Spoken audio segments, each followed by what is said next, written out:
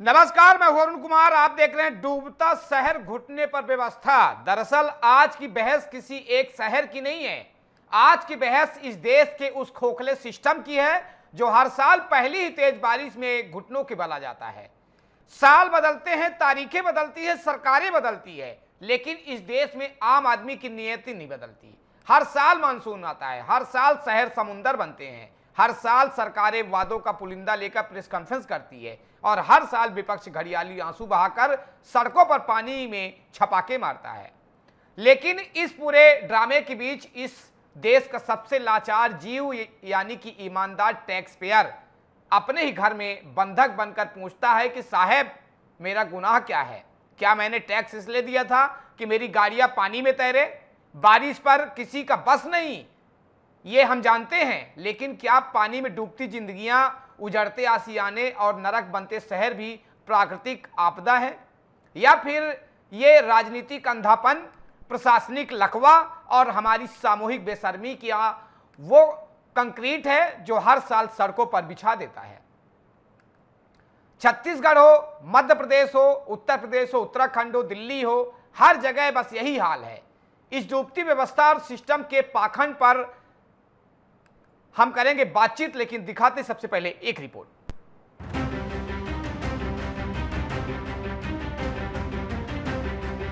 सत्तारूढ़ दल दावा करता है कि देश स्मार्ट हो रहा है। हजारों करोड़ रुपए कागजों पर सीवर लाइनों और वर्ल्ड क्लास ड्रेनेज के नाम पर फूंक दिए गए, लेकिन जब महज 2 घंटे की बारिश होती है तो ये चमचमाती सड़कें मछली पालन केंद्र बन जाती है।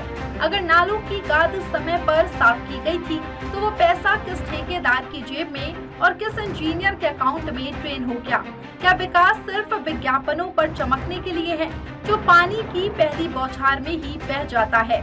सत्ता में बैठे लोग सुन ले, कागजी दावों की चमक पानी के थपेड़ों से छिपती नहीं है। अब जरा रुक करिए विपक्ष के उन भाइयों की तरफ जो आज वाटरप्रूफ जूते पहनकर कैमरों की फौज लेकर पानी भरी सड़कों पर फोटो शूट करवा रहे हैं। कांग्रेस और तमाम विपक्षी दलों से सीधा सवाल है, जब आप सत्ता की मलाई खा रहे थे तब क्या देश के शहर पेरिस बने हुए थे? क्या आपके दौर में सड़कें नहीं टूटती थी? क्या इस देश की राजनीति में बारिश की बूंदें भी अब चुनाव का टिकट देखकर गिरती है? सच्चाई यह है कि इस देश में सिर्फ कुर्सियां बदलती है, बयानों की स्क्रिप्ट बदलती है, लेकिन आम आदमी की बदहाली का कंक्रीट जस का तस रहता है। जल भराव अतिवृष्टि के कारण हो रहा है।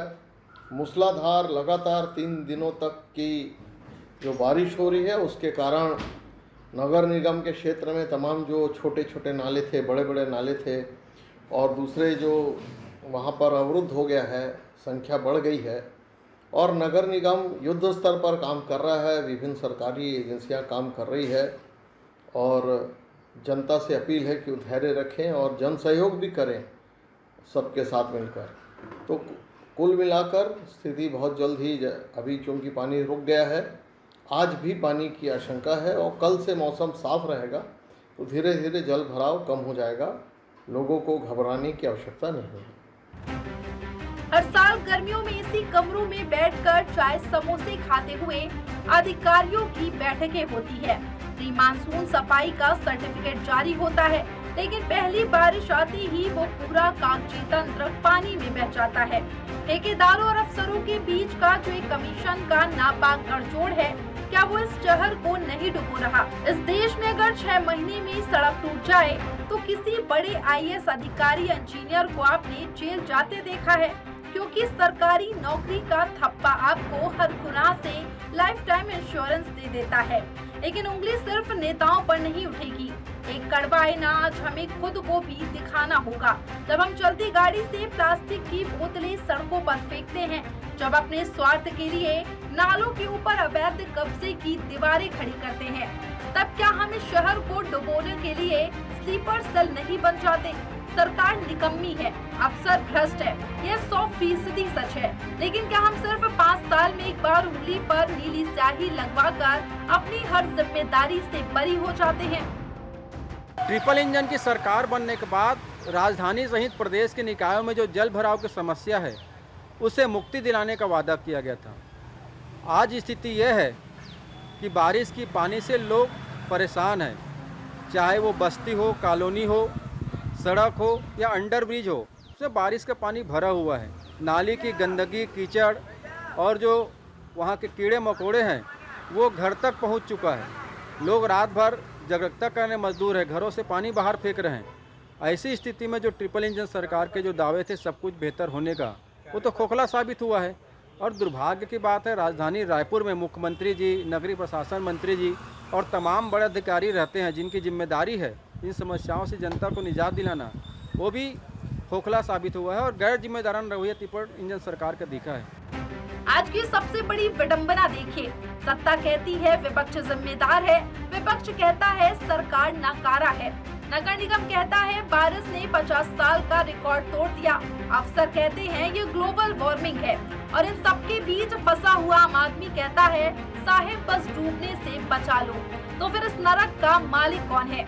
हर साल जनता भारी भरकम टैक्स भी दे, घुटनों तक भरे गंदे पानी में नरक भी झेले और फिर टीवी पर बैठकर नेताओं की ये तू मैं का तमाशा भी देखे। आज फैसला खोखले आरोपों का नहीं, सीधी जवाबदेही का होगा, क्योंकि शहर सिर्फ आसमान से गिरे पानी से नहीं डूबते। शहर तब डूबते हैं जब हुक्मरानों की नियत में गाद जम जाती है, जब सिस्टम का जमीर मर जाता है और जब राजनीति समाधान ढूंढने के बजाय सिर्फ आरोपों की नाव चलाती है। शुरू करते हैं आज की महाबहस सीधे और नुकीले सवालों के साथ, सिस्टम फेल या कमीशन खोरी का खेल।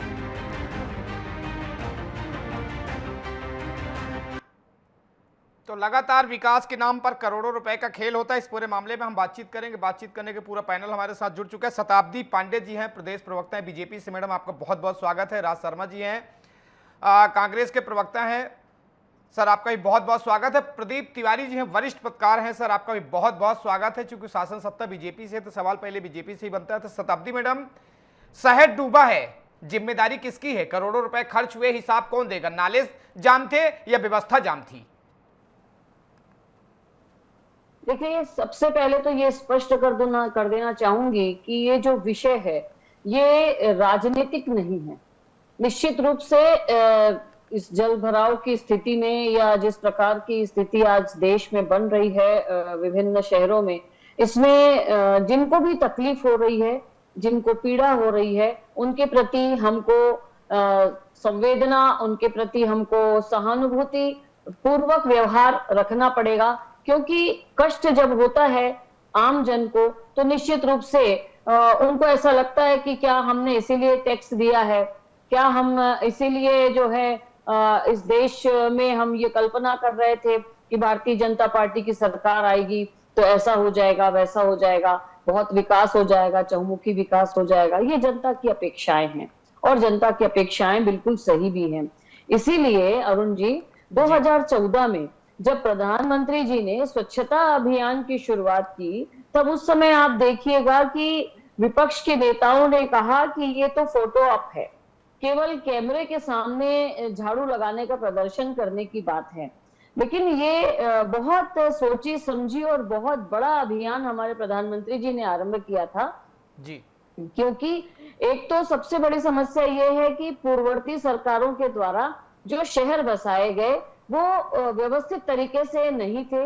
ड्रेनेज सिस्टम हमारा बहुत खराब था पुराना। अगर हम देखते हैं कि हमारे पुराने शहर कैसे थे, धीरे धीरे विकास हो रहा है, लेकिन अवैध कब्जा या कहें कि कचरा फेंक देना नालियों में और प्लास्टिक बॉटल, ये सब जो जम जाता है कहीं भी एक जगह पे, जिसकी वजह से पानी जाम होने लगता है और धीरे धीरे वो पूरी कॉलोनी और घरों तक पहुंचता है। तो इसके लिए मेरा ऐसा कहना है कि विपक्ष के द्वारा आरोप प्रत्यारोप करने की बजाय यहाँ पर हमको ये ध्यान देना चाहिए कि हम नागरिकों की सुविधाओं के लिए क्या कर सकते हैं। और जो आरोप लगाते हैं उनको ये भी सोचना चाहिए कि सत्ता में जब उनकी सरकार थी तब क्या जल नहीं भरा गया? तब जल भराव नहीं हुआ था, तब क्या इस प्रकार की समस्या नहीं हुई थी? और फिर उसका समाधान उन्होंने क्या किया? ड्रेनेज सिस्टम कैसा तैयार किया? क्या उन्होंने व्यवस्थित तरीके से पूरा जो है सिटी का जो प्लान होता है वो प्लान के द्वारा प्लानिंग के तहत पूरा बसाहट की, या कहीं पर भी किसी भी जगह पर अनुमति दे दी कॉलोनी बसाने की? तो इस प्रकार की जो गलतियां पूर्ववर्ती सरकारों के द्वारा हुई है, जिसकी वजह से ये सारा कुछ जो है अव्यवस्थित स्वरूप हमको देखने को मिल रहा है। लेकिन भारतीय जनता पार्टी की सरकार समस्याओं से भागने वाली सरकार नहीं है, वो समस्याओं का समाधान ढूंढती है। वही मैं देख रही हूँ कि कुछ विपक्षी दल के लोग भरे हुए पानी में वीडियो शूटिंग कर रहे हैं और वहां पर निकल करके कह रहे हैं कि देखिए देखिए देखिए कैसा पानी भर गया। अरे वो उन्होंने ये नहीं देखा कि उनके कार्यकाल के त्रुटिपूर्ण व्यवस्थापन की वजह से आज ये स्थिति का सामना हमको करना पड़ रहा है, और आने वाले समय में इसको सुधारने के पूरे प्रयास भारतीय जनता पार्टी की सरकार के द्वारा किए जा रहे हैं। शताब्दी मैडम, आपके जवाब से मैं ले लेता हूं। राज शर्मा जी है कांग्रेस से, खुद ही बताएंगे कहां पन्नी ओढ़ के और वो करते हैं। राज जी, जनता पूछ रही है और बीजेपी का तो आरोप आपने सुन ही लिया है, राजनीति पहले रुकेगा या पानी? क्या ये सिर्फ सत्ता बदलने पर बदलने वाला मुद्दा है? अरुण भाई, मैं सबसे पहली बात बता दूं जी, मैं पॉलिटिशियन होने से पहले एक भारत का नागरिक हूं जी। शताब्दी जी जैसे जिस तरह से कह रही थी दीपक मिश्र, इनको ये नहीं कहना। आज कॉपी इनकी जांची जाएगी, आज एग्जाम ये दे रही। जी केंद्र में सरकार इनकी तीसरे टर्म की और कई प्रदेशों में दूसरे टर्म की, जी तो तब तक नकारापन करेंगे। सवाल ये है कि पिछले भाई हमारी 2 टर्म की सरकार थी, 14 तक लोगों को नहीं पता चला, लोगों को कुछ चीजें पसंद नहीं आई, उन्होंने सरकार बदल दी। ओके, मेरे नेता कहते हैं कि हाँ कुछ गलतियां हमसे हुई होंगी, लेकिन क्या यहाँ पे प्रवक्ता लोग कह के अपनी इतिश्री कर लेंगे? जी। सवाल यह है कि पानी भर रहा है, आप किसी पड़ोसी को गाली देके पड़ोसी की कमी बताकर अपने आप कभी ऊंचा नहीं हो सकते। तो आपको सरकार में इसलिए चुना गया था देश की और प्रदेश की जनता ने कि आप लोग एक लंबी लकीर खींचे, लेकिन आप तो लंबी चोरी की फहरिस्त लिख रहे। आप दूसरे को ब्लेम मत करो, और जब आप कांग्रेस या किसी भी विपक्षी दल को ब्लेम करते हो तो 4 उंगली भारतीय जनता पार्टी की तरफ जाती है। मुझे कुछ नहीं चाहिए, मैं किसी से ब्लेम नहीं दे रहा, बस इतना तो भारतीय जनता पार्टी बता दे। शताब्दी जी, मुझे 5 काम ऐसे बता दे जो भारतीय जनता पार्टी की तथाकथित कहीं पे डबल इंजन कहीं पे ट्रिपल इंजन की सरकार है, तो 5 काम अच्छे किए और 2 काम बुरे बता दे। और मैं एक और सवाल, तो मैं तो गिना दूंगा इनके अच्छे काम भी बुरे काम भी। और एक और बात है, शताब्दी जी बड़ी समझदार प्रवक्ता है, प्रदेश की प्रवक्ता बहुत समझदार होंगी, हालांकि बीजेपी में ज्यादा समझदार लोग है नहीं, कम पढ़े लिखे। और एक काम और भी करे अच्छे नागरिक की तरह, अच्छे प्रवक्ता की तरह नहीं, अच्छे नागरिक की तरह। जब 2014 से पहले हमारी 2 टर्म सरकार रही तो हमारी सरकार की सिर्फ 2 अच्छे काम गिना दे, बाकी तो खराब गिनाते ही रहते हो, वो तो छोड़ दो। जिंदगी हो गई आप लोगों को पिछले 2014-12 से, हमें कोसते कोसते कोसते कोसते रग रग में कोसने की आदत बढ़ गई है। लेकिन मैं ये चाहूंगा शताब्दी जी इतना बता दे, बस 2 काम हमारे अच्छे बता दे, 5 आपके बता दे, और अगर आप मुझे चैलेंज करेगी तो मैं गिना दूंगा। मुझे पता है कि अगर बीजेपी ने जो अच्छा काम किया वो अच्छा है, उसमें कोई गुरेज नहीं है कहने की कोई भी सरकार 100% गलत नहीं करती हो, 100% अच्छा नहीं कर पाती। अगर आप चोरों की तरह भागोगे बताइए, आज आप मुद्दों पे मुद्दे ला रहे हैं भटकाने के लिए। और एक और बात चाहूंगा, विनम्र तरीके से जाऊंगा, हाथ जोड़ के कहना चाहूंगा शताब्दी से कि थोड़ी सी बात पुरुषोत्तम राम के मंदिर में जो डकैती हुई और कल जो इनके राष्ट्रीय अध्यक्ष आम पार्टी कर रहे थे वो मंदिर क्यों नहीं गए? यही टाइम था दोस्त, यही टाइम था कि पुरुषोत्तम राम के दर्शन करने जाने थे, नहीं गए, आम की पार्टी कर रहे थे। नगर निगम के एम्प्लॉय को उनकी रैली में लगा दिया गया था। अगर जब नगर निगम हो या बीडीओ हो या केडीओ हो या एलडीओ हो, जो भी हो, अगर ये डेवलपमेंट अथॉरिटी इनकी रैली में जाएंगे तो काम कौन करेगा? और अभी तो मैं एक चीज देख रहा था कि सारे जगह जहां पे आज जाए, आप उत्तराखंड में जाइए, बद्रीनाथ केदारनाथ में हेरा फेरी करते हैं, वो नहीं बताएंगे। आप कब तक सोचोगे आप भाई? आपको सरकार चुनी, जनता को लगा सरकार बहुत अच्छा काम करेगी। अरे ठीक है, आप 100% ना कर पाओ, कम से कम 40% नहीं कर दो। आप इधर उधर की बातें करते रहते हो। अब अरुण भाई, कहां की बातें कहां है कि रैली में जा रहे हैं, आम पे चर्चा कर रहे हैं, आज ट्रस्ट कर रहा है। ये बहुत बड़ी विडंबना है मेरे देश के लिए कि ट्रस्ट की मीटिंग हो रही है। अभी चंपत राय को हटाया जा सकता है, अभी 2 घंटे पहले तक यही कहा जा रहा था। क्या मतलब है? नेतृत्व का आधार ही नहीं है आप लोगों के पास। बताइए भारतीय जनता पार्टी भाई, सारा का सारा ट्रस्ट किसके उस पर चलता है? गृह मंत्रालय के उसमें। क्या नेतृत्व है गृह मंत्री के पास? गजब है यार। हमारे टाइम में अगर कोई कांड होता था, हमारे गृह मंत्री सूट बदल के चले गए थे, इस्तीफा मांग लिया था। जरा सी एक डिब्बा डीरेल हो जाता था मुगल सराय पे, रेलवे मिनिस्टर दे देता था, एजुकेशन मिनिस्टर इस्तीफा दे देता। ये तो यार इस्तीफा देती ही नहीं है। देश का बच्चा मरे, मणिपुर जैसा प्रदेश जल जाए, लखनऊ में आग लग जाए, लड़कियों के संग रेप हो जाए, प्रदेश में स्कूल बंद कर दे और शराब की दुकान ज्यादा खोल दे, प्रधानमंत्री जी नहीं बोलते। और मैं आज एक बात कह रहा हूं, एक आज वीडियो चल रहा है, राहुल जी ने खुद कहा कि मेरी कुछ कांग्रेस पार्टी की गलतियां, मैं भी ये स्वीकारता हूं।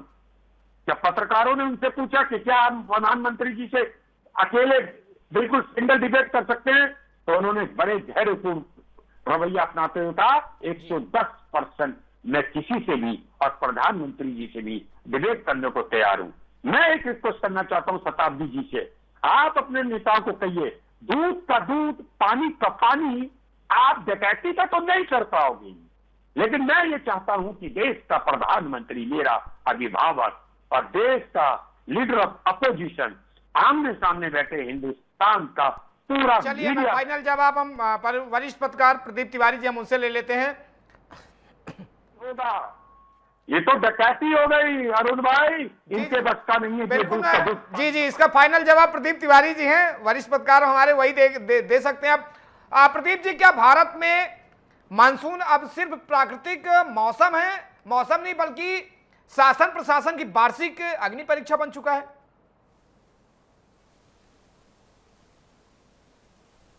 देखिए, निश्चित तौर पर आप जब शासन में आते हो, सरकार में आते हो, तो आम जनता के लिए आपका प्रथम दायित्व होता है कि उनकी जो व्यवस्थाएं हैं वो हम दुरुस्त करें, उनके लिए सड़कें हो, उनके लिए नाली हो। जिस क्षेत्र में नगर का निर्माण हो रहा है, कॉलोनियों का निर्माण हो रहा है, तो पहले ये तय किया जाता है नक्शा पास कराने से पहले कि आपको नाली और सड़क के लिए रास्ता छोड़ी जाएगी। लेकिन आप देखें तो मुझे लगता है कि ऐसी कोई कॉलोनी नहीं है जहां पर नाली के लिए रास्ता छोड़ी गई हो। बाद में आप उसको सफाई के लिए कैसे कर पाओगे, उसमें पाइपलाइन बाद में डालते हैं। आप देखें तो शहरों की सड़कें सबसे ज्यादा इसमें उखड़ी हुई है कि वहां लाइनें डल रही हैं, कहीं गैस की पाइपलाइन डल रही है, कहीं किसी चीज की पाइपलाइन डल रही, कहीं रोड उखाड़ी जा रही, और उसका निस्तारण करने के लिए महीनों सालों लग जाता है, बरसों लग जाता है उस नाली पाटने के लिए। तो जो लोग इसके जिम्मेदार हैं, चाहे वो नगर निगम क्षेत्र हो, नगर पालिका हो या सरकार हो, मुझे लगता है जो लोग यहाँ बैठते हैं उनको ये देखना चाहिए कि आम आदमी को जब इस तरह की परेशानी होगी तो निश्चित तौर पर सरकारें बदलेगी। भाई कांग्रेस में भी कांग्रेस जो प्रवक्ता कह रहे थे कि भाई हमने तो कमियां जो थी हम तो सरकार बदल दी, लेकिन जो वर्तमान में सरकार है वो तो बताए कि कैसे काम होगा। लोगों की जो समस्याएं है उसका निराकरण तो अब जो वर्तमान सरकार है उसको करना है। हम पीछे वाली सरकार के ऊपर कैसे जाएंगे, क्यों जाए? तो मुझे यही लगता है कि जो नगर विकास मंत्री है उनको इस बारे में ध्यान देना चाहिए कि बारिश के पहले ही ये तय कर लिया जाता है, आपदा प्रबंधन की व्यवस्था की जाती है कि किसी तरह की कोई समस्या नहीं आएगी, नाली में पानी नहीं भरे रुकेगा, नदियों के लिए कोई रास्ता निकाला जाएगा कि ये बरसात का जब पानी है वो ऐसा कनेक्टिविटी हो कि तालाब या नदियों में जाए। तो मुझे लगता है कि इस तरह की सुविधाओं को पहले ही 2 महीने पहले ही इसकी आपदा प्रबंधन की बैठक की जाती है कि अगर भारी बारिश होगी, नालियों की सफाई कर ली जाएगी, रास्ते ठीक कर लिए जाए, रोड खराब है उसको पहले ठीक करने की व्यवस्था की जाती है। बरसात में रोड थोड़ी ठीक की जाएगी, या नाली ही ठीक कर जाएगी बरसात में, इसलिए पानी गिरेगा तो नाली की सफाई ही गर्मी में लास्ट में कर दी जाती है कि पानी न रुके। तो इस तरह की जो सारी सुविधा है ये नगरीय विकास विभाग का मामला है, और मुझे लगता है कि इसके जो मंत्री हो और जो नगर विकास के जो महापौर हो उनको इस बार बारीकी से ध्यान देना होगा कि जो शहर की जनता है उसको किस तरह से हम कैसे इन सब चीजों से, इन समस्याओं से निराकरण कर सके, उनकी समस्याओं का निराकरण करें और जो रोड नाली है वो बाधित ना हो, क्योंकि आम जनता उससे प्रभावित होती है। बड़े नेताओं के पास तो उनके पास बहुत सारी व्यवस्थाएं हैं, वो हेलीकॉप्टर प्लेन से भी चले जाएंगे, लेकिन जो आदमी आम आदमी है तो अपने रोजमर्रा की मोटरसाइकिल स्कूटर से चलता है, वो रिक्शा चलाने वाले रिक्शे ही चलते हैं। तो उनके लिए तो अगर वो पानी भरा हुआ है और नाली रजा खुला हुआ है तो वो तो जाके उसी में गिरेगा। आप देखें बंबई में एक घटना हुई थी अभी हाल ही में, वहां भारी बारिश के बाद जो गड्ढा खोदा हुआ था वो खुदा ही रह गया और उसमें एक आदमी गाड़ी सहित समा गया। तो मुझे लगता है कि इन तरह की जो अव्यवस्था है उस व्यवस्था को दुरुस्त करने के लिए सरकार को पहले से ठोस कदम प्लानिंग पहले से की जाती है। इसीलिए कलेक्टरों को अधिकारियों को निर्देशित किया जाता है कि जो आपका शहर है उस शहर में पहले से ही साफ सफाई, नालियों की सफाई, नाली का निर्माण, रोड का निर्माण, ये सब व्यवस्थाएं पूरी कर ली जाए। और आपदा प्रबंधन की एक कमेटी बनती है जो इसकी हमेशा निगरानी करती है। तो मुझे लगता है कि सरकारें इस पर बेखौफ है, सरकारों को कोई मतलब नहीं है, सब अपने अपने उसमें व्यस्त है। जनता त्रस्त है। जो आपने वो सब्जेक्ट दिया है कि आम आदमी की जो समस्या है वो कभी निजात नहीं मिलने वाली है, तो आम आदमी को निजात इसलिए नहीं मिलने वाली है कि सब सरकार पे व्यवस्था डिपेंड हो गई है। और सरकारी तंत्र ऐसा है कि वो भ्रष्टाचार में डूबा हुआ है। उसको ठीक करने के लिए पहले स्वयं को ठीक करना पड़ेगा। सरकारी संस्थाओं में आप देखें, सड़क निर्माण करने के लिए, नाली निर्माण करने के लिए, रोड निर्माण करने के कमीशन 30%, 25%, 40% जब कमीशन ले लेगा तो रोड का या नाली का निर्माण कैसे करेगा? जो एजेंसी वो खुद की बचाएगी। तो मुझे लगता है कि इस पे अब सरकारों को विचार करना चाहिए। प्रधानमंत्री जो कहते हैं कि भ्रष्टाचार मुक्त हो देश, उसके पहल के लिए सभी जो सरकार में बैठे लोग हैं, जो शासन सत्ता में है, जो अधिकारी हैं, इनको सबको ध्यान देना पड़ेगा कि आने वाले समय में जो आम जनता है वो समझ रही है कि आप कहाँ क्या गड़बड़ कर रहे हो। वो छुपा हुआ नहीं है, सबके पास कैमरे हैं, सबके पास मोबाइल है, लोग सब चीज देख रहे हैं। तो इसको सरकार से कोई बात कोई छुपाई नहीं जा सकती है, आम आदमी के बीच में है। तो इसलिए आने वाले समय में हिसाब तो देना होगा लोगों को। बिल्कुल बिल्कुल। शताब्दी मैडम, कांग्रेस का आरोप तो ही है, लेकिन जनता जानना चाह रही करोड़ों रुपए खर्च होने के बाद भी अगर नतीजा शून्य है तो जिम्मेदारी किसकी तय होगी? देखिए, निश्चित रूप से मैंने पहले ही कहा, मैंने अपनी बात की शुरुआत में कहा कि ये जनता के समस्याओं से जुड़ा हुआ बहुत ही संवेदनशील मुद्दा है। इसमें राजनीतिक जवाब बिल्कुल भी सही नहीं होगा या राजनीतिक दृष्टि से विचार करना सही नहीं होगा। नागरिकों को जल भराव से या इस प्रकार की व्यवस्थाओं से जो समस्या हो रही है, जो जगह जगह उनको आने जाने में परेशानी है, तो इन सबको देखते हुए, जैसा कि अभी पत्रकार प्रदीप जी कह भी रहे थे, पत्रकार महोदय, निश्चित रूप से व्यवस्था बहुत सुनियोजित होनी चाहिए थी। और मैं फिर कहूंगी, इसको राजनीतिक दृष्टि से नहीं कर रही हूँ, लेकिन दशकों पूर्व जो शहर बसे हैं, जो बहुत व्यवस्थित तरीके से बसे हैं, ये एक बहुत बड़ा कारण है। दूसरा कारण है अतिक्रमण। कहीं पर भी अतिक्रमण करके कोई भी व्यक्ति कहीं भी कुछ भी निर्माण कर देता है, जिसकी वजह से ड्रेनेज सिस्टम जो है वो बाधित होता है। तो ये, और तीसरा सबसे बड़ा कारण है कि हमको जब मोदी जी कहते रहे, हमारे प्रधानमंत्री जी, कि स्वच्छता अभियान चलाइए, स्वच्छता अपनाइए, प्लास्टिक का प्रयोग कम करिए, नालियों में जो है प्लास्टिक न फेंकिए, कहीं भी जा करके वो जाम हो जाता है। और जब दूर में जाके एक जगह वो जाम हो गया तो वो पानी बहते बहते भरते भरते हमारे घरों तक आ जाता है। तो इस समस्या को समझना होगा। आपके इस चैनल के इस कार्यक्रम के माध्यम से मैं सभी से अपील करूंगी कि एक और जहां सरकारी अधिकारियों, कर्मचारियों, नगर निगम और नगर निगम के अमले की जिम्मेदारी है, वहीं दूसरी ओर हम सबकी भी जिम्मेदारी है। हम कई बार बड़े खुश होते हैं और कहते हैं कि अमेरिका में हमारे बच्चे रहते हैं और बड़े स्वस्थ और बड़े अच्छे तरीके का जीवन बिताते हैं। हमारे परिवार के बच्चे वहां रहते हैं और वो स्वयं बताते हैं कि हमको स्वयं अपने हाथ से अपने घर की नालियां साफ करनी पड़ती हैं। हमको अपने घर के आसपास 2 किलोमीटर 3 किलोमीटर तक का दायरा बताया जाता है, जहां एक प्लास्टिक का टुकड़ा दिखा तो हमारे ऊपर आकर के सरकार के लोग आकर के जुर्माना लगा देते हैं। तो ये मैं ऐसा इसलिए कह रही हूं कि कहीं ना कहीं हमारे प्रधानमंत्री जी ने लाल किले की प्राचीर से आह्वान किया था कि हमारा नागरिक कर्तव्य क्या है, इसकी ओर भी हमको ध्यान देना चाहिए।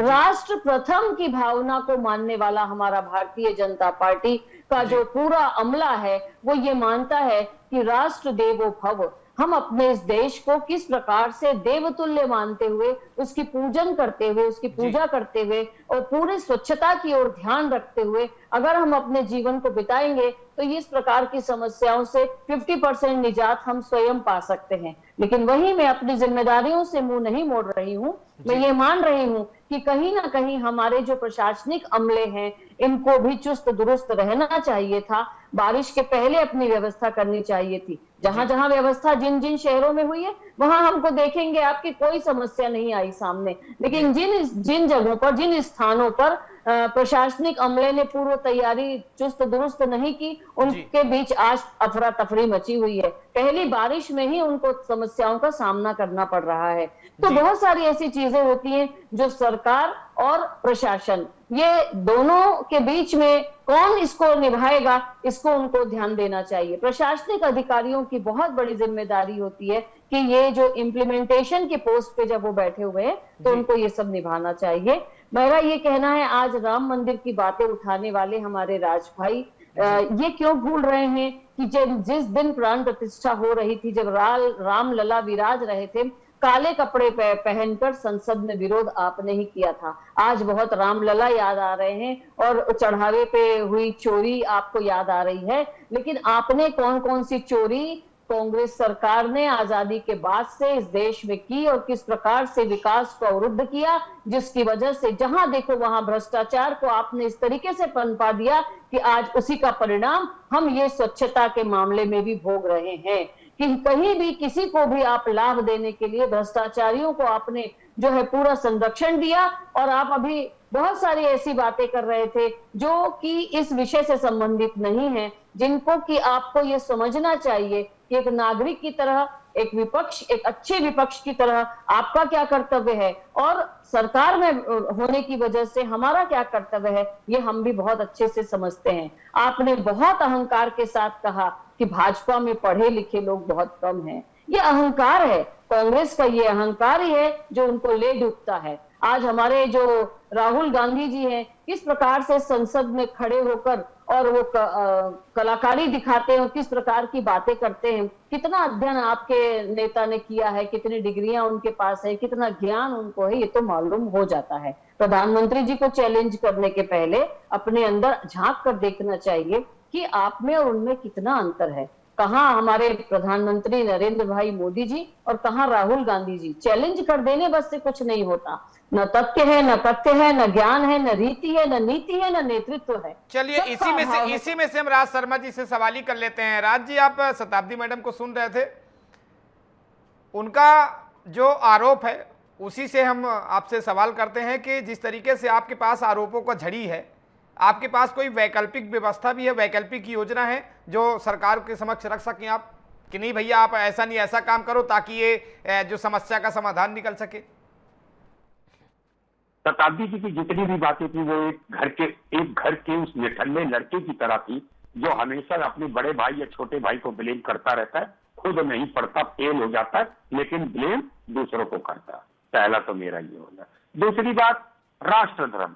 आप ये बताइए राष्ट्र धर्म कैसे निभाया जाता है, क्या क्या उसकी डेफिनेशन किया? आप बैठा दो किसी को भी, कभी भी अरुण रंजन ने राष्ट्र धर्म की डेफिनेशन बताऊंगा, हमें मत पढ़ाओ आप। मैं स्वीकार कर रहा हूं कि 2 टर्म में कुछ चीजें मेरी देश की जनता को हमारी नीति या नियत खोटती थी, नीति गलत लगी होगी, उन्होंने आपको चुन लिया। जैसा कि अभी पत्रकार महोदय ने भी कहा था, जवाब आप दोगे। देहरादून दिल्ली ढक गई रास्ता, यमुना का पानी उठा के देख लो, कोका कोला, क्या ये नेहरू जी सफाई कराएंगे यार? बेकार की बातें करती है शताब्दी जी। आप पढ़े लिखे कह लो, आप पढ़े लिखे की डेफिनेशन भी बता देता हूं। कलाकारी तो मेरा प्रधानमंत्री भी करता है और गजब की करता है, आंखें चला चला के करते हैं। उनके बारे में आप क्या कहेंगे? और मैं कह रहा देश में जानना क्यों नहीं चाहता? अच्छा बताइए। और मैं आपसे भी पूछना चाहता हूं शताब्दी जी एक बात, आखिर प्रधानमंत्री जी मीडिया के सामने आने से डरते क्यों हैं? न जाए। आप प्रधानमंत्री जी के वर्तमान संवैधानिक पद पर, देश के सर्वोच्च पद पर विराजमान प्रधानमंत्री जी के बारे में क्या आंखें चला चला कर क्या लीडर ऑफ अपोजिशन क्या गैर संवैधानिक पोस्ट चैनल में नहीं करना चाहिए आपको? की बातें क्या प्रधानमंत्री किसी को भी गाली दे दे, प्रधानमंत्री देश के बच्चों का पेपर लीक हो जाए कुछ ना बोले, और मैं प्रधानमंत्री के बारे में कुछ ना बोलूं। कांग्रेस के समय कितने पेपर लीक हुए? कांग्रेस के समय कितने पेपर लीक हुए, इसका जवाब दीजिए पहले। शताब्दी जी, पेपर लीक करने वाला क्या कोई भाजपा के समर्थन से पेपर लीक किया है? पेपर लीक अगर कोई करता है उसके ऊपर कार्रवाई हम नहीं करते हैं तो बताइए। पेपर लीक करने वाला व्यक्ति नहीं है। मैं शताब्दी जी महिला है, मुझे ज्यादा बहस करना अच्छा नहीं लगता है। बस ये तो शताब्दी जी मैं पूरी जवाब देता। आप स्कूल बंद कर दो, शराब की दुकानें ज्यादा खोल दो, है, बद्रीनाथ को खा जाओ वहां का पैसा, केदारनाथ का आप शराब की बात पिछली बार भी आपने की, मैं आपसे बताऊं राज जी, शराब को कितना बढ़ावा किसने दिया, कांग्रेस ने किन किन राज्यों में शराब की नदियां बहाई, किस प्रकार से राज्य बर्बाद कर दिए, उसके बाद आज आप यहाँ पर बैठकर बात कर रहे हैं। तो ये क्या ये बात कह सकते हैं कि आप सरकार चलाने में नाकामयाब रहे? क्या इस बात को कहना उचित रहेगा कि आप लोगों के बस में सरकार चलाना नहीं है? चलिए हम डिबेट के मुद्दे से भटक रहे हैं। सर में चोट लगी है, पांव का इलाज किया जा रहा है। दरअसल हम जहां चोट लगी वहीं इलाज किया जाए, आरोप प्रत्यारोप का दौर तो जारी रहेगा। प्रदीप जी, पत्रकारिता के कई दशक आपने देखे हैं, कई सरकारें आई है गई हैं आपके सामने, इसलिए देश के सामने एक सवाल है जो मैं आपसे कर रहा हूं। आपने जिस तरीके से आपका अनुभव है उसका जवाब दीजिएगा। क्या शहर इसलिए डूबते हैं क्योंकि शहरी नियोजन और रखरखाव में लगातार कमी रहती है? देखिए, शहर का जो प्रारूप बनता है वो पहले से ही तय किया जाता है कि किस तरीके का शहर बसाया जाएगा। और सबसे पहले शहर बसने से पहले वहां रोड, सड़कें, नाली और कितने फीट रोड होगी, कितने फीट नाली होगी, इसका सबका पहले से ही प्रारूप तय कर लिया जाता है। उसका पूरा एक खाका तैयार किया जाता है, उसके बाद शहरों का निर्माण किया जाता है। देखिए, जिन शहरों का निर्माण इस तरीके से हुआ है उन शहरों में ना तो पानी की समस्या है, ना तो नाली की समस्या है। आप चंडीगढ़ जाइए, चंडीगढ़ को जब बसाया था लोगों ने तो उस समय वो एक सेक्टर वाइज सेक्टर बांटा था, और सेक्टर के आधार पर वहां देखिए तो 30-30 फीट की चौड़ी सड़कें हैं, वहां 5 या 4-4 फीट की नालियां हैं, तो वहां पानी का जो बहाव है इकट्ठा निकलता है, ऊपर से पूरी नालियां ढकी हैं, एक निकासी है पानी का सिस्टम है, कहीं पानी रुकेगा नहीं, ड्रेनेज जो है वो साफ रहेगा, उसकी सफाई कैसे से होगी। ये सारी चीजें जो है शहरी विकास मंत्रालय के अंतर्गत पूरा इसका प्लान बनाया जाता है। प्लान तैयार करने के बाद जब वो प्लाट काटे जाते हैं तो उस प्लाट काटने के पहले सबसे पहला ये जो मकान का बनाने का होता है उसके पहले से ही ये तय किया जाता है नगर निगम की तरफ से कि आपको इतनी जगह नाली के लिए छोड़नी पड़ेगी, इतनी सड़कों की। लेकिन आजकल जो मकान निर्माण हो रहे हैं, आप देखिए शहरों में आप भी रहते होंगे, रोड से सटे हुए मकान बना देते हैं लोग। अगर 30 फीट की रोड है तो 10 फीट कब्जा हो जाता है दोनों तरफ से, और वो 15 फीट 20 फीट की रोड फंसती है, और बाद में उसमें निकलना मुश्किल हो जाता है, नालियां बन नहीं पाती, इसलिए कि लोग मकान बना लेते हैं। अगर एक के घर के सामने से नाली निकलेगी, दूसरा उसी नाली के ऊपर घर बना लिया है। तो ये आम आदमी को भी समझना पड़ेगा। इसके लिए सरकार को ठोस कानून बनाना पड़ेगा जिससे ये कानून का पालन लोग सख्ती से करें। और सिर्फ नगर निगम के अधिकारी या शहरी विकास विभाग के अधिकारी जाते हैं, निरीक्षण करते हैं। कभी जब मकान बनता है उस समय आप मुआयना करिए, देखिए कि वो प्लाट के आधार पर उतना मकान बना रहा है कि नहीं बना रहा है जितना आपने नक्शा पास कराया है। नक्शा पास होता है 2 मंजिल का, 10 बाई 12, 15 बाई 20, 30 बाई 50 इस तरह का, लेकिन बनाते हैं वो 150, 200, 300 इस तरह के। तो मुझे लगता है कि जब उसका निर्माण होता है, अगर उस निर्माण के समय में अधिकारी निरीक्षण करेगा तो ये जो समस्या से लोग जूझते हैं, जो नाली से, सड़कों से, पानी के उससे बहाव से, इस समस्याओं से लोगों को निजात मिलेगी। इसके लिए लोगों को भी जागरूक होना पड़ेगा। लोग समझते नहीं, सरकारी भूमि पे कब्जा करके मकान बना लेते हैं, हथकमर कर लेते हैं, बाद में राजनीतिक दबाव के चलते उनका वो टूटता नहीं और रास्ता जाम हो जाती है। तो इसके लिए कोई एक सिस्टम, पूरा सिस्टम दोषी है इसके लिए। बिल्कुल, इसके लिए कोई एक व्यक्ति नहीं दोषी है, इसलिए पूरा सिस्टम दोषी है।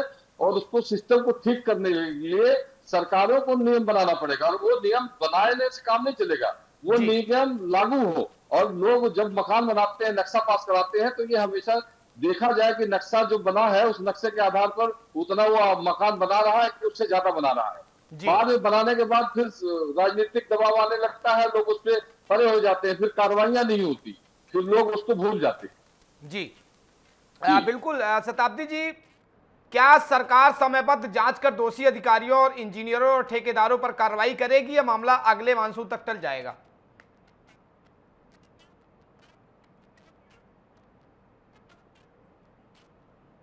शताब्दी जी, हमारी आवाज आ रही है आप तक?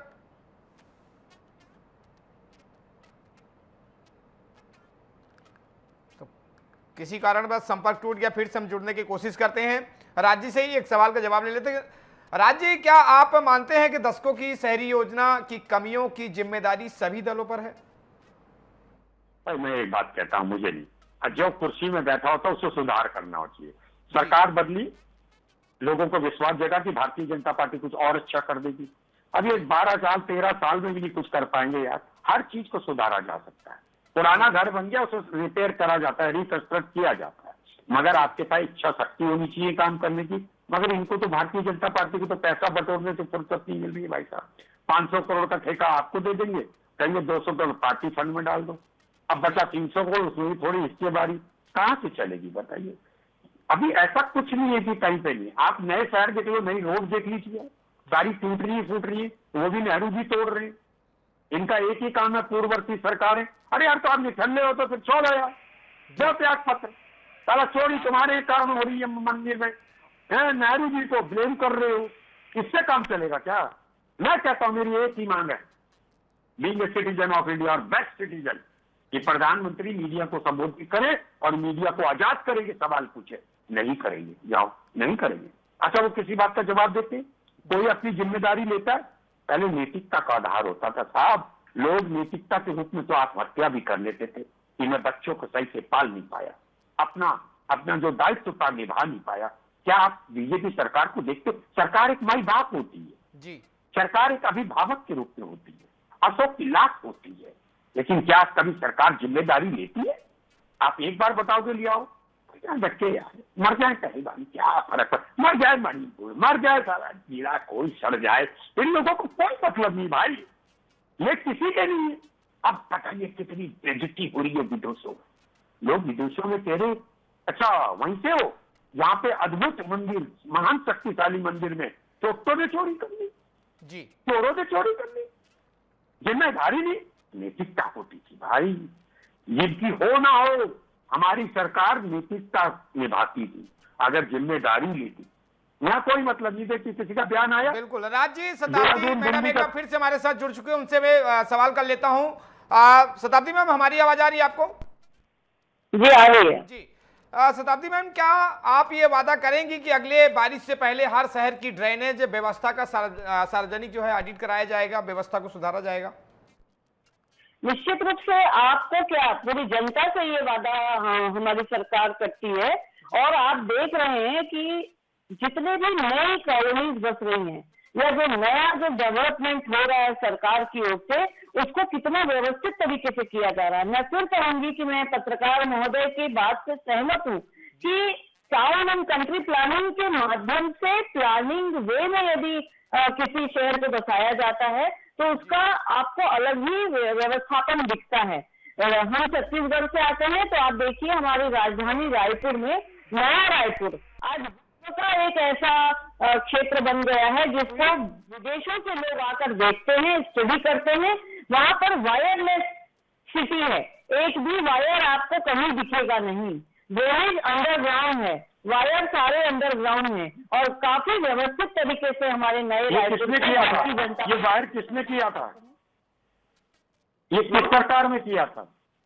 भारतीय जनता पार्टी की सरकार के समय ये बसाया गया है और भारतीय जनता पार्टी के डॉक्टर रमन सिंह जी के समय इसको बसाया गया। और अगर आप बात कर रहे हैं, मुझ पर प्रश्न कर रहे हैं, रमन सिंह ने तो बर्बाद कर दिया था छत्तीसगढ़ और अभी जो अतिक्रमण की जो बात हो रही थी प्रदीप जी बिल्कुल बर्बाद कर दिया था। मैं कहना चाहूंगी बिल्कुल झूठ ना बोलना चाहिए कि कांग्रेसी जन अतिक्रमण करते हैं, शताब्दी जी झूठ बोलना पाप है, कहीं भी लोगों को बसा देते हैं। और आज छत्तीसगढ़ में एक गांव है जहां से लोगों को तरीके से सलीके से उनको नए रायपुर में फ्लैट अलॉट किया गए और उनको कहा गया कि आपका वहां प्रतिस्थापन किया जा रहा है, लोग जा रहे हैं वहां पर, लेकिन कांग्रेस के जन पूर्व मुख्यमंत्री से लेकर सभी वहां पर कांग्रेस को गाली देते हो, उसकी बुद्धि आप अपने कामों में लगाते तो शायद छत्तीसगढ़ डूबता नहीं। आपको विरोध करना है तो अगर हम अच्छे तरीके से रिहेबिलिटेशन करते हैं, अगर सही व्यवस्थापन करते हैं, अगर अवैध कब्जों को हटाकर वहां पर अच्छी बसाहट, अच्छी सुविधाएं, अच्छा ड्रेनेज, अच्छा सिस्टम डेवलप करने की कोशिश करते हैं तो कांग्रेस जन करने नहीं देते। यहाँ पर बैठकर कांग्रेस के प्रवक्ता बड़ी बड़ी बात, आप निकम्मे लोग हो। मध्य प्रदेश, उत्तर प्रदेश, छत्तीसगढ़, दिल्ली, बेंगलोर, मुंबई, हैदराबाद ऐसे शहरों में जल भराव केवल भाजपा सरकार के समय होगा या वहाँ पे कोई दूसरी सरकार नहीं है। इसका सरकार से संबंध की बजाय इस परिचर्चा का अंत इसी बात से किया जाना चाहिए कि सरकार की अपनी जिम्मेदारी है, इसको मानते हुए नागरिक कर्तव्य क्या है मेरा, उसको भी हमको ध्यान देना चाहिए, क्योंकि अवैध कब्जाधारियों की वजह से हमारा सिटी का जो पूरा प्लान है, टाउन एंड कंट्री प्लानिंग का प्लान ध्वस्त होता है।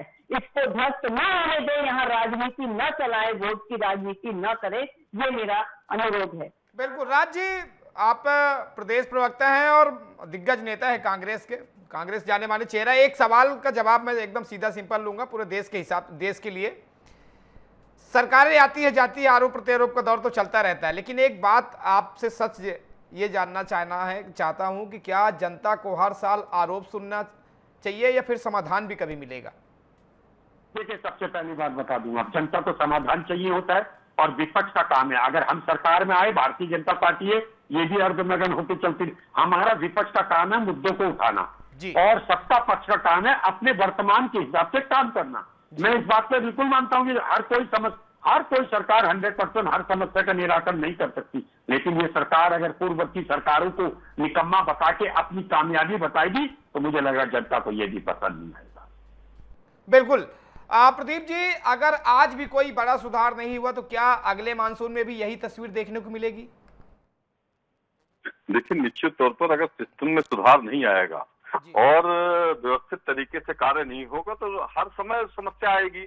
समस्या को ठीक करने के लिए आपको सुधार करना जरूरी है। वो सुधार तभी होगा जब आम जन, जब सरकार और सिस्टम दोनों ठीक तरीके से चले। अभी क्या है, वर्तमान जो स्थिति है उसमें सिस्टम उस तरीके से काम नहीं कर रहा जिस तरीके से काम करना चाहिए। पहले पूरा प्रारूप बनाना चाहिए, मॉडल तैयार करना चाहिए, जो नक्शा पास होता है उस नक्शा के प्रारूप के आधार पर मकान बने, अतिक्रमण न हो। तो ये कौन रोकेगा? ये वही व्यक्ति रोक सकता है जिसके पास सत्ता सरकार है और जो शासन में बैठा है, वहां के जो अधिकारी हैं, कमिश्नर है, नगर निगम के सब इंजीनियर है, तो ये तो कभी मौके पर जाते नहीं। अब इस पे प्रशासनिक जो कमजोरी है वो सबसे बड़ी है नगर निगम प्रशासन की और जिला कलेक्टर की। तो इसको मॉनिटरिंग करने के लिए पहले तो ऊपर से लोगों को निर्देश देना पड़ेगा। निर्देश देंगे लोग, लेकिन मौके पर जब जाते नहीं तो इस तरह की समस्या निरंतर बनी रहती है। और यही आम जनता की सबसे बड़ी दिक्कत है। आम जनता के घर में पानी घुस जाता है, बरसात में डूब में आ जाते हैं। तो इसके सब ठीक करने के लिए सरकारों को ठोस कदम उठाने पड़ेंगे और ये जो नियम बनाते हैं ये नियम धरातल पर जाए, इस पे कार्रवाई हो। जब तक कार्रवाई नहीं होगी, 2-4 लोगों के खिलाफ FIR नहीं होगा जो अतिक्रमण कर रहे हैं, तो ये इस तरह के अतिक्रमण, इस तरह की समस्याएं खड़ी होती रहेंगी। जी जी बिल्कुल। आप सभी मेहमानों का बहुत बहुत शुक्रिया। तो आज की बहस खत्म हो रही है, लेकिन सवाल खत्म नहीं हुए हैं, क्योंकि बारिश हर साल होगी, लेकिन क्या हर साल शहर भी डूबेंगे? आज सत्ता ने अपनी दलील दी, विपक्ष ने अपने आरोप लगाए, विशेषज्ञों ने अपनी राय रखी, लेकिन उस आम आदमी को आज भी कोई जवाब नहीं मिला, जो घुटनों तक गंदे पानी में खड़ा होकर सिर्फ इतना पूछ रहा है कि मेरा कसूर क्या है। मैं फिर कहता हूं, बारिश पर किसी सरकार का बस नहीं चलता, लेकिन शहर डूबे या न डूबे ये व्यवस्था तय करती है सरकारें। अगर करोड़ों रुपए खर्च होने के बावजूद नाले जाम हैं, अगर पहली ही बारिश में सड़कें तालाब बन जाती हैं, अगर हर साल वही तस्वीर, वही बहाना और वही बयान दोहराए जाते हैं, तो जनता को सवाल पूछने का पूरा हक है। लेकिन एक सवाल हम भी सबके लिए छोड़कर जा रहे हैं, क्या हम सड़क को कूड़ेदान बनाना बंद कब करेंगे? क्या हम नालों पर कब्जा करना कब छोड़ेंगे? हम अपने शहर को सिर्फ सरकार की जिम्मेदारी मानते रहेंगे या अपनी भी जिम्मेदारी? याद रखिए, शहर सिर्फ पानी से नहीं डूबते, शहर तब डूबते हैं जब जिम्मेदारियां डूब जाती हैं, जब फाइलें जीत जाती हैं और व्यवस्था हार जाती है, जब राजनीति समाधान से ज्यादा आरोपों में दिलचस्पी देने लगती है। अगली बारिश आने से पहले क्या सरकार जवाबदेही तय करेगी?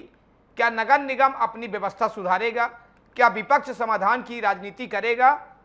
और क्या हम नागरिक अपना कर्तव्य निभाएंगे? अगर इन 4 सवालों के जवाब हां नहीं है तो यकीन मानिए अगले मानसून में फिर यही तस्वीर होगी, फिर यही चीखें होगी, फिर यही बहस होगी और फिर वही सवाल होंगे। आखिर शहर डूबा तो कैसे?